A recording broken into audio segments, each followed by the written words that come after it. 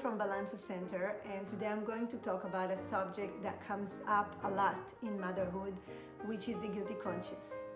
Many years ago, less than a year after I had my first child, I went back to school, and in one of my child psychology courses, one of my professors said, she said, whenever a child is born, it is born with a twin, and the twin is the mother's guilty conscience.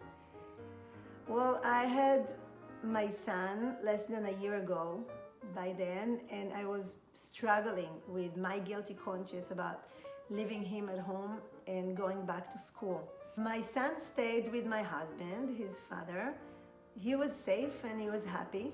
And of course, I told myself that my happiness is important for my child's happiness. And of course, I told myself that I need to fulfill my dream so I can be proud of myself and I can set an example for him as he grows up.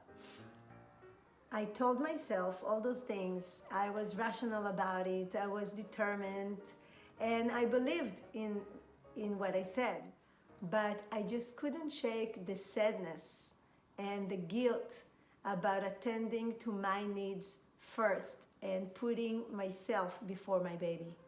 Then, as I continued to study, I ran into Dr. Winnikott's work. Winnikott was a pediatrist and a psychoanalyst, and he came up with the idea of a good enough parent. Just hearing those words, a good enough parent, made me realize that I will never be a perfect mother, and I shouldn't expect that of myself. All that I can do is create the best environment for my child to grow in, where he will be happy, safe, and challenged. This is, of course, my interpretation of Winnikott's work, which is very complex, but this is what's leading me in my parenting. That baby that was born a year before I went back to school is now 15, and sometimes I still feel guilty when I leave to do my own thing, even though he's usually too busy to even notice.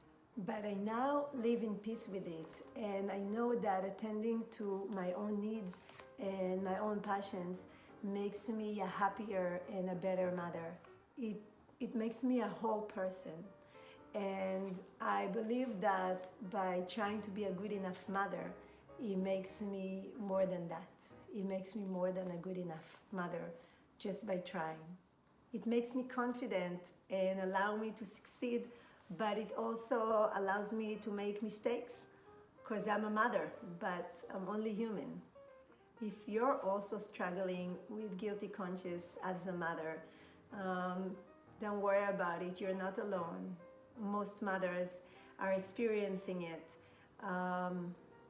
Just remember, be the best that you can, and it's already gonna be good enough. Be happy, be a whole person, attend to your own needs, to your own passions,